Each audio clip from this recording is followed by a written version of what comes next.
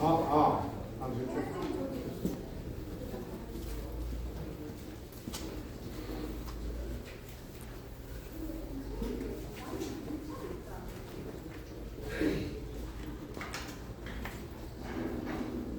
자, 모시고 보세요.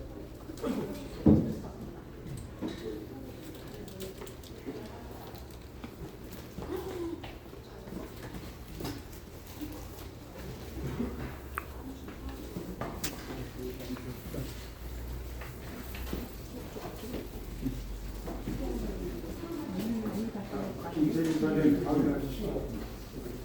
가운데 바로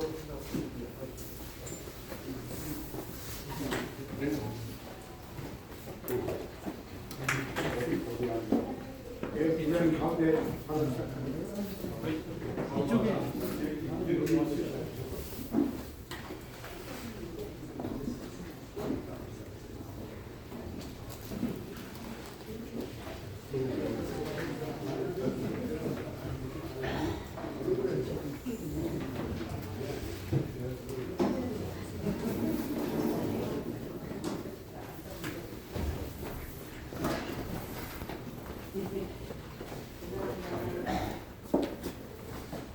시작하겠습니다. 이 격변의 시기에 늘 너무 복잡한데 동양평화대학 특강에 참석해주신 여러분께 진심으로 감사드립니다.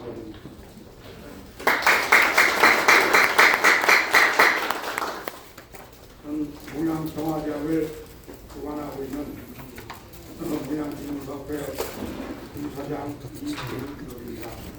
독감기 때문에 소리가 좀 약간 섹시하게 들었습니다.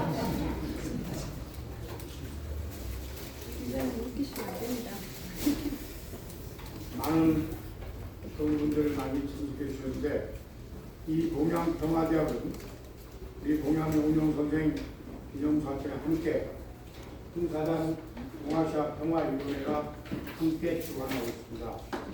흥사단 동아시아 평화위원회 김한권 위원장님 인사 올리겠습니다. 인사하셨습니다. 네, 그리고 흥사단의 이사장 권한대행을 맡고 계신 조현주 이사장님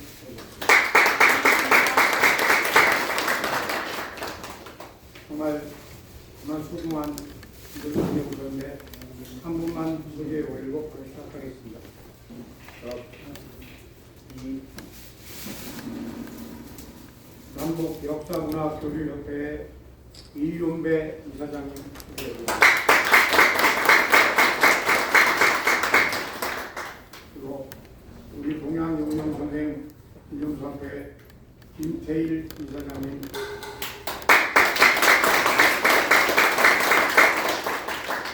그럼 바로 시작하겠습니다. 먼저 국교에 대한 경례롭게 인사하겠습니다.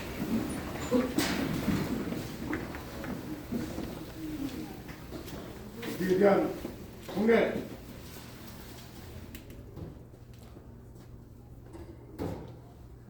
바로 이어서 도산 안창호 선생님과 동양영영 선생님을 비롯한 순국 선현들을 가슴에 새기고 운명을 올리겠습니다.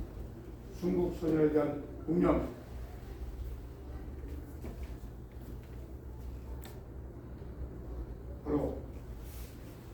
바로 앉아주시고요.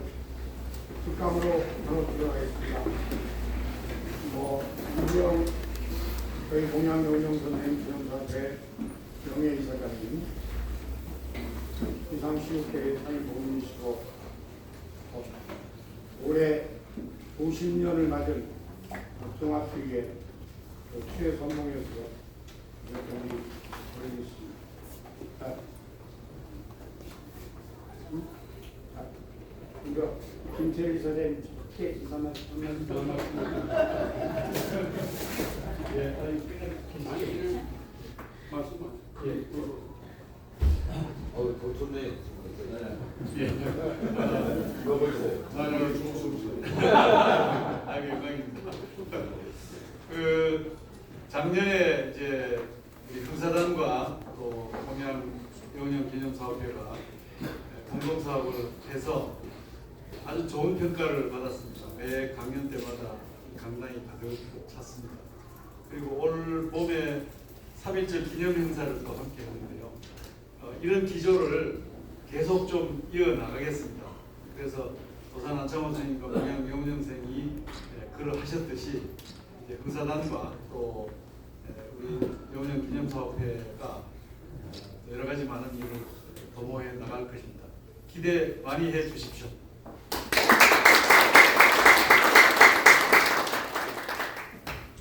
조영주 행사단 이사장 관한 대행입니다. 예, 제가 1시간짜리 인사말을 준비해 왔는데요.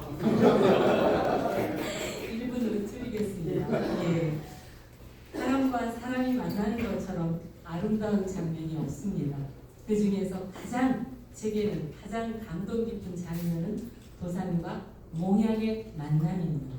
제가 힘들 때, 의견이 달릴 때 저는 그 사진을 봅니다. 예, 그 사진을 보면서 여기 있는 분들과 함께 앞으로 일을 도모할 수 있다는 그 기대가 저를 힘을 쏟게 합니다. 오늘 이 자리에 이렇게 뵙게 돼서 너무 영광스럽고요. 우리 이부영 선생님의 오늘 귀한 말씀을 통해서 평화대학에 벽돌 한 장 또 쌓아주시면 고맙겠습니다. 감사합니다.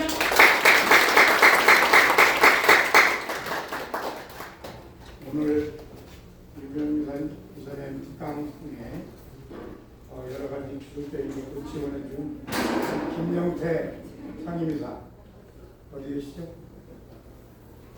잠깐 자, 이제 바로 들어가겠습니다. 1시간 정도 특강이 있으시고 한 5분 쉬었다가 한 30분 질의응답 하신 다음에 그 다음에 혹시 시간 되시는 분들은 저쪽에 가는 조그만 내고리에 한국 시킨다고 있습니다. 생일 전장 보시면 자, 시작하겠습니다. 박수로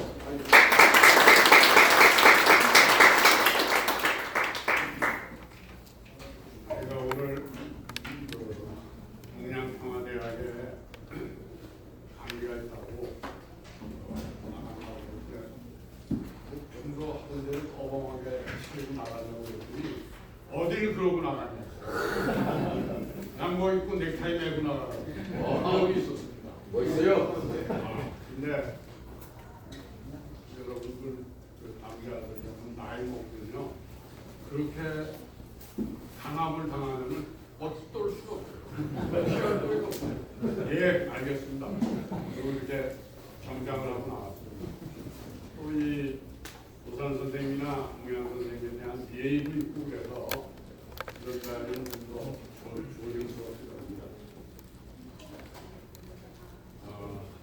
오늘 제가 쓴 원고를 앞으로 이렇게 얘기 듣는 다음에 그걸 좀 건너뛰고 해서 얘기할 테니까 나중에 좀 천천히 공부해 주시기 바랍니다.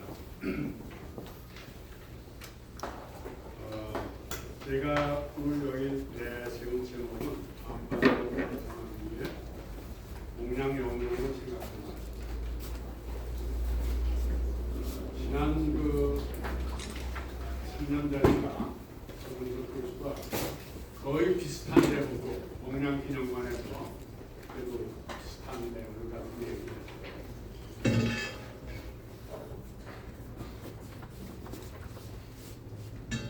그런데 때나 이제나 지금 우리가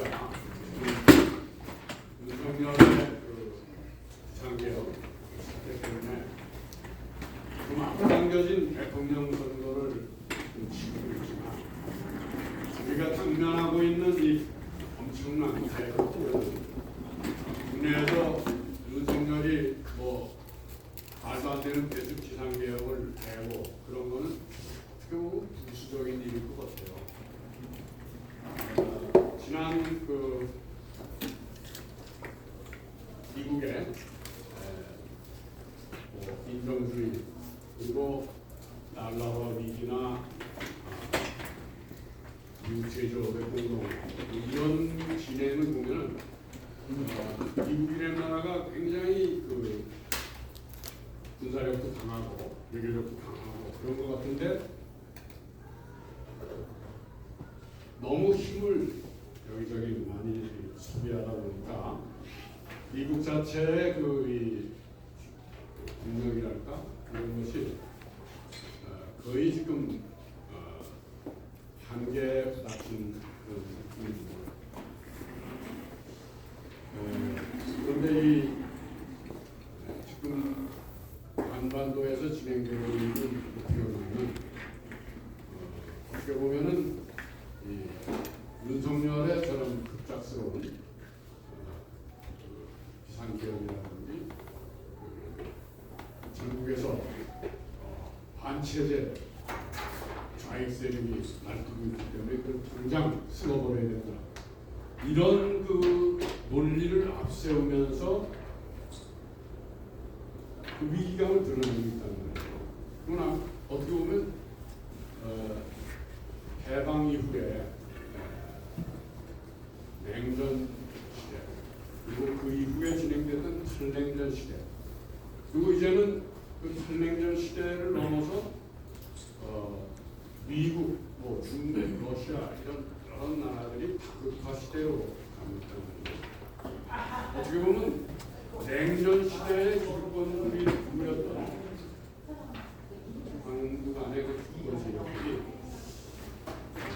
급작스럽게 윤석열 같은 저런 이상한 사람들을 앞세워서 그 탈냉전을 넘어서 다극화 시대로 가는 것을 막기 위해서 방동을 부리게 합니다.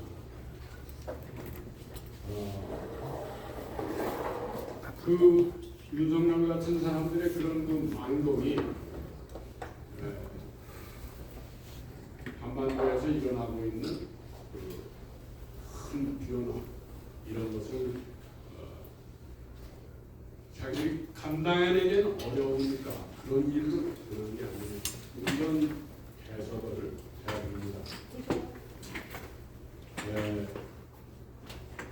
사실 윤석열이 그 집권을 했을 때 우리들이 뭐 분당히 엎뚱이를 하나 데려다가 벼랑간 그렇게 대통령을 만들고 그랬는데 참 그 분당이 한심스럽다 이런 생각도 했을 거예요.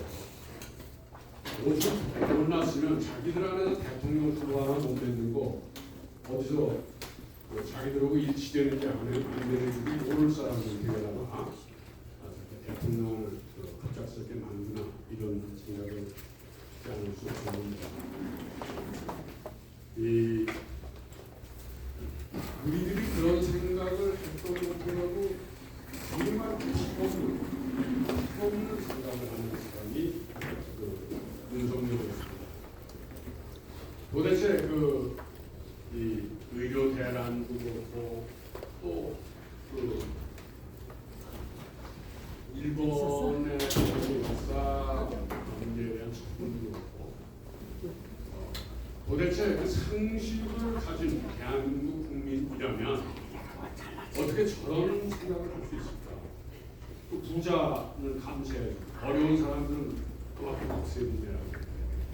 노동조합을 하는 사람들은 당연히 헌법에 보장된 노동조합 운동을 해도 그걸 마치 나라 강제를 무너뜨리는 것이라고 몰아세우고 있고 이러면서 한 2년 반여 만에 나라 전체를 보통 휘저어놓은 거죠.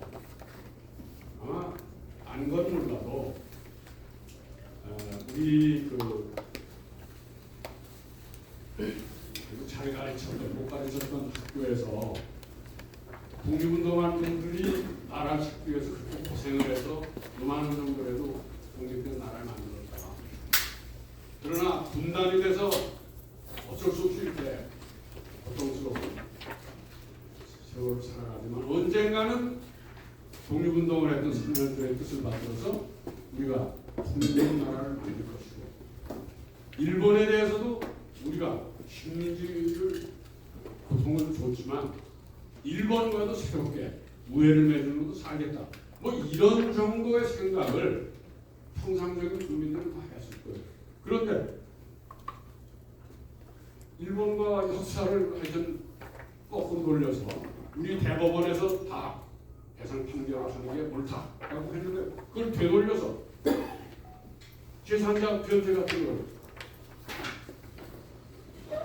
마치 그렇게 못하는 말들은 역사를 거꾸로 돌리는 일들을 서슴없이 찾는 거예요. 뭐 우리가 이승만 대통령 겪어보고 박정희 전두환 대통령 뽑았지만 이렇게 몰상식한 말을 그냥 그 자리에서 해버리고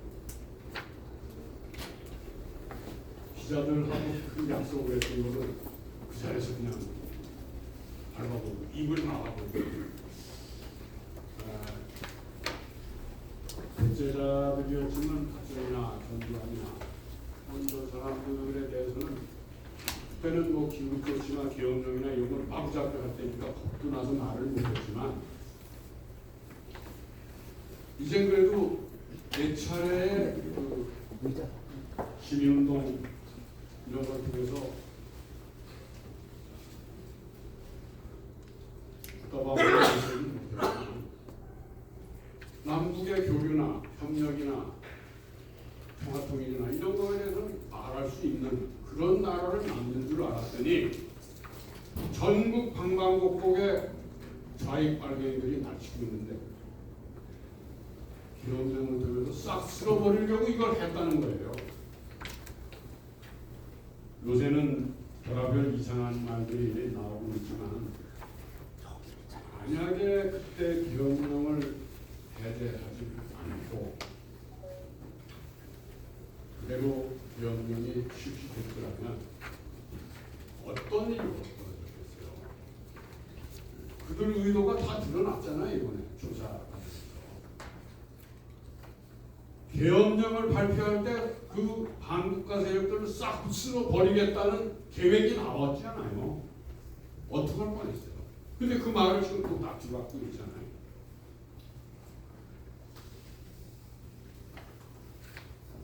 그래서 저는 지금 이 시기가 이 대통령 선거가 진행이 되고 어제 뉴스를 보시고 깜짝 놀라셨겠지만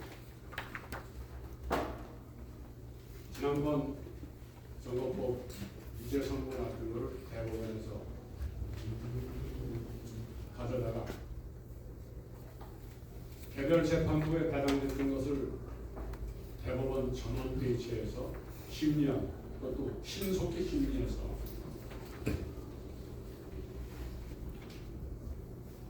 무슨 결정을 할지 모르지만 저는 지금 두려운 마음으로 바라보고 있어요.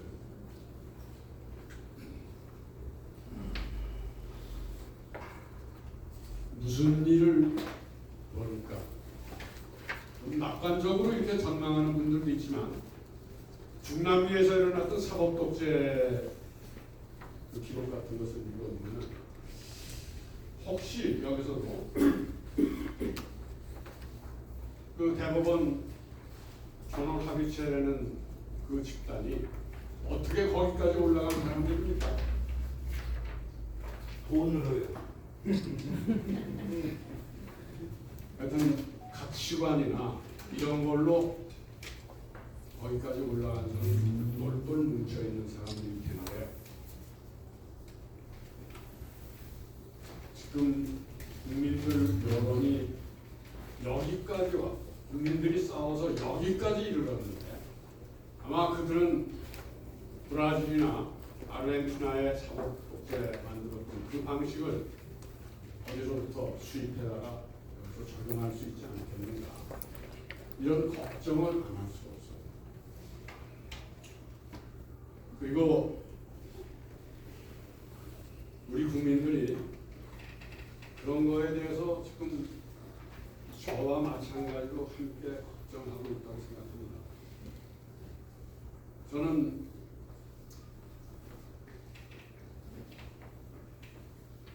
꽤 오랜 세월 살아봤어요. 56년도에 신익희 선생이 쪽으로 유세를 하셨다가 기차에서 불안간 뇌혈로 쓰러져서 돌아가면서 조봉암 선생이 그때 진보당에서 대통령 후보로 나왔거든요.